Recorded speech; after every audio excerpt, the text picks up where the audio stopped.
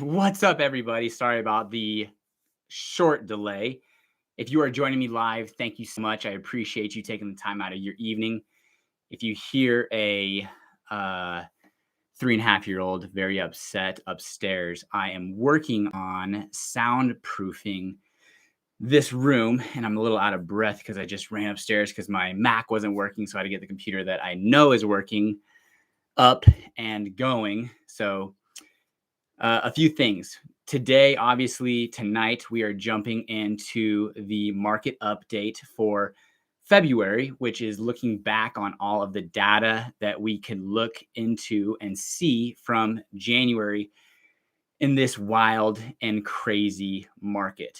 So, if you are watching this on replay, we are shooting this on February 1st, about 7:45 in the evening. And just again, looking back on January data, some of the biggest things that we're going to hit on tonight is inventory continues to be a major topic of discussion and probably the biggest topic of discussion over the last 30 days, the biggest shift, change, probably things that we were looking to and looking forward as far as being able to see an increase is interest rates, which are, I believe, having a pretty dramatic effect on people's buying habits. And we'll talk about why that is and maybe what is happening due to that, as well as new construction, existing builds, what we're seeing, pricing, competition, expectations. And finally, as well, we will discuss rental rates because I think those are things that people are discussing. Should we buy? Should we rent? What does that look like? And we'll jump right in with talking about, and hopefully you guys can hear me, but we will be talking first about median sales price dropped from 575,000 in December to $560,000 in January. Not too many homes, whether that be, now that's single family detached houses. Now looking at both attached and detached homes, there was a pretty significant drop in home sales. In January of 2021, we had 168 homes sold. And in 2022, we just had 107 sold. So about a 36% decrease in residential detached and attached dwellings. You can't buy a house if there's no houses to buy. And we'll jump into why that is with new listings. New listings are substantially down in their right. January 2021, we had 195 listings hit the market, comparatively to 147 attached and detached houses hit the market this year. So a decrease of 25%. So we're not seeing any increases as far as this wave of supply of houses hit the market, neither on existing builds or new construction. And we'll dive into new construction here in a second. But existing builds is a really tough sale. I've got a couple listings coming up, and one of the clients are moving out of state to the East Coast, and their concern is wildfires, and they don't want to raise their kids in an area that each year over the last 2 years we've had wildfires. And I can say that's definitely something that has been super unfortunate. We've had 2 summers that have not been able to be spent outside as much as we would have liked. So they're moving to the East Coast. If you're not having this huge dramatic family shift or change in, a paradigm shift in thinking, it's a really tough sale to sell your house. And why is that? Okay, yes, you can get multiple offers above list price. What is market price? Who freaking knows? Market price is what somebody is willing to pay for this house. So no one really knows what a market price is for a house. There's ranges, but some houses that are turnkey ready get substantially bid up over list price, and some get purchased at list price, and a very, very small fraction get purchased below list price.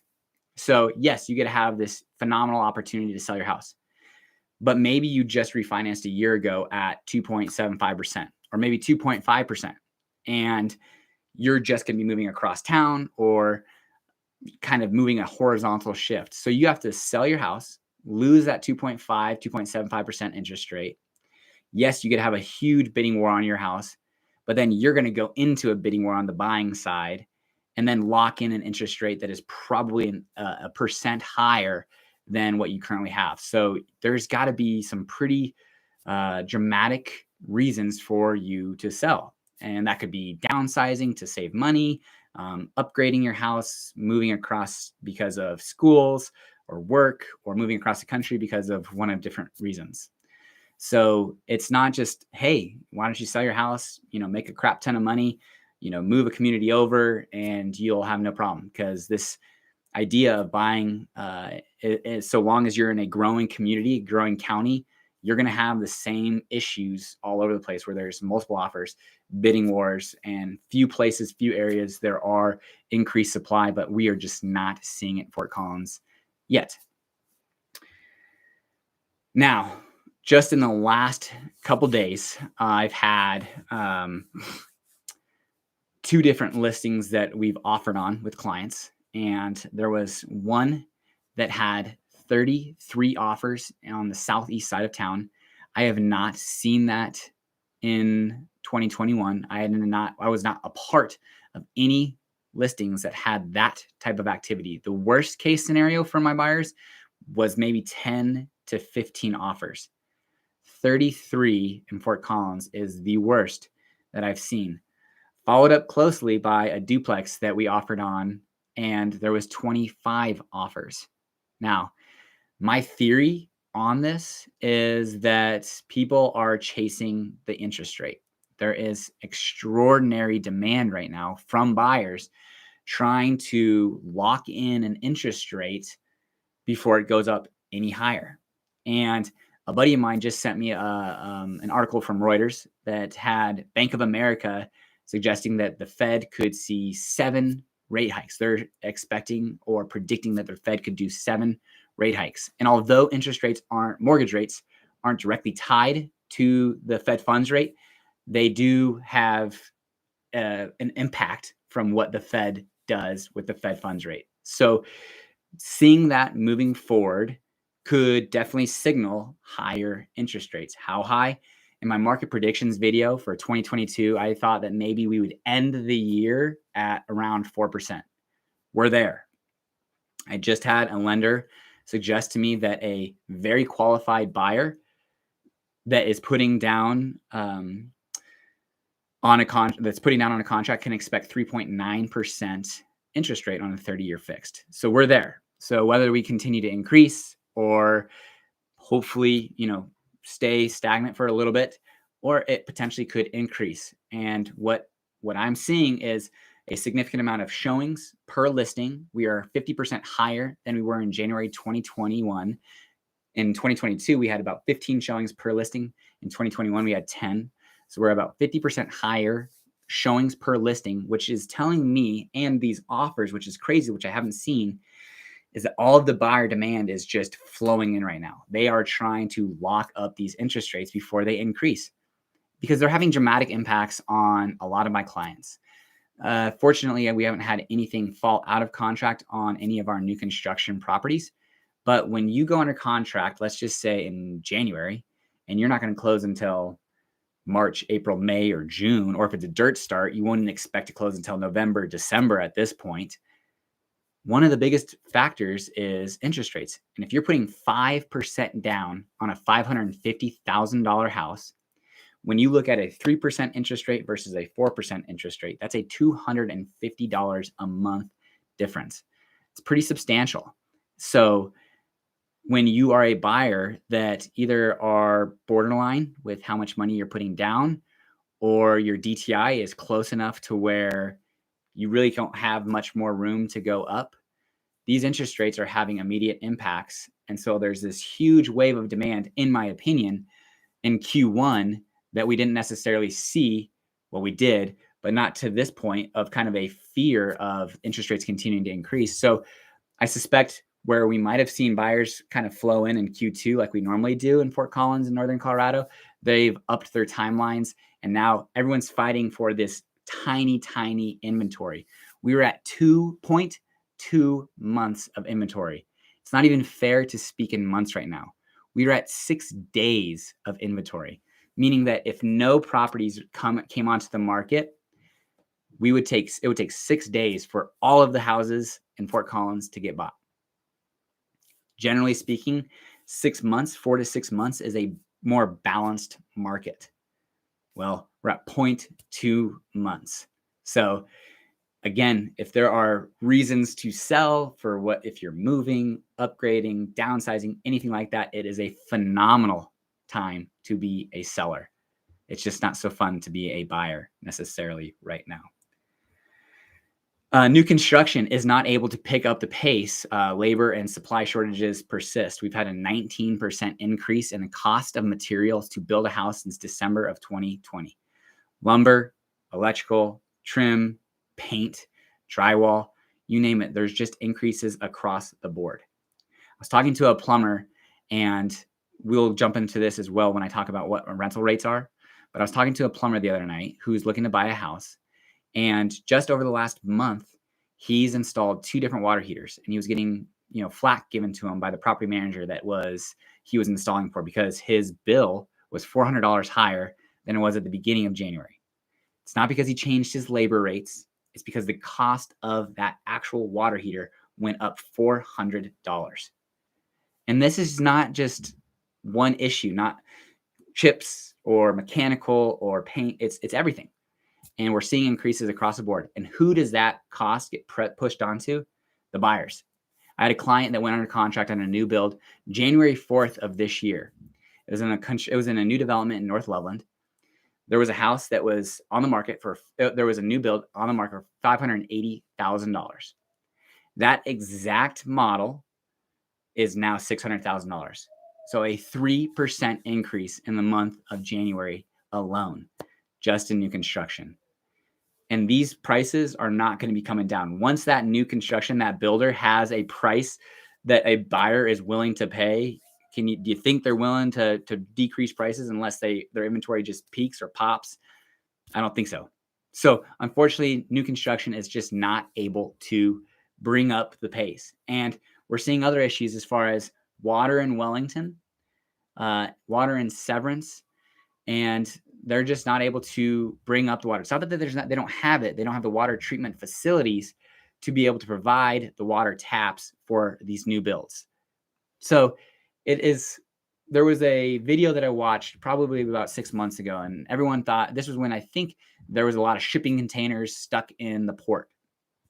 And everyone was discussing, well, if we could just get those shipping containers offloaded, everything would be good. That's not the case. That's one stoplight among the next 10 stoplights. So if you get the shipping container unloaded, you still have to have the truck driver who's willing to drive the truck to the hotel that is not staffed or completely booked. And then the builder who doesn't have the labor to put in the work, and the short staff of the sales office because Omicron's not allowing the people to work. So there's not enough sales staff there to have a meeting on a Saturday at noon. And there's just 10 different stoplights that all have to be addressed. And I don't necessarily see that getting fixed anytime soon. So unfortunately, new construction is not going to be able to pick up the pace, or at least to the pace that it needs to be picked up to get the buyer demand settled. Just was talking with another agent today from a different office, and he was discussing that there is 12 buyers per every listing right now in Fort Collins. 12 buyers for every listing. And so you talk to yourself and you say, hey, why don't we rent for a year? And that's totally fine. A year, 2 years, 3 years. And that is not going to be necessarily a big cost savings. We just sat down yesterday and discussed our portfolio of rentals, and we have about 25 units that we are addressing rental renewals. And good question, Matthew. I'll answer that in just a second. We have rental renewals and new market rental rates. We just did basically across the board a renewal rate increase of 8%. Between our insurance, property taxes, and again, speaking to the cost of materials, we just had to replace or fix a furnace, but the cost of a furnace has now increased 10% over each month over the last 3 or 4 months, and they don't see that decreasing anytime soon. So the cost of our repairs for these units have increased. So we are doing an 8% increase for all of our renewal rates. If those individuals do not renew, we've seen a 15 to 30% increase in our rental rates across the board on all of our properties. So as we saw price increases with with existing builds, new construction over 2020 and 2021, rental rates are now following suit and seeing dramatic increases. So, and unfortunately, the renter is not going to see any reprieve from that because a lot of these costs are just cost savings. I talked with another landlord and he said 5% minimum just to keep up with insurance and real estate taxes. So that's just something that else is going to be putting pressure on this real estate market on top of everything else. I just asked was when does inventory usually peak or typically at an all-time high? It's usually in September in Colorado. It peaks, but we see our lowest point in March. And then from March, it starts to increase April, May, June, July, August, and then peaks in September. We are a very kind of family oriented, we have families with kids who go to school, and we are also very seasonal as far as weather here in Fort Collins and Northern Colorado.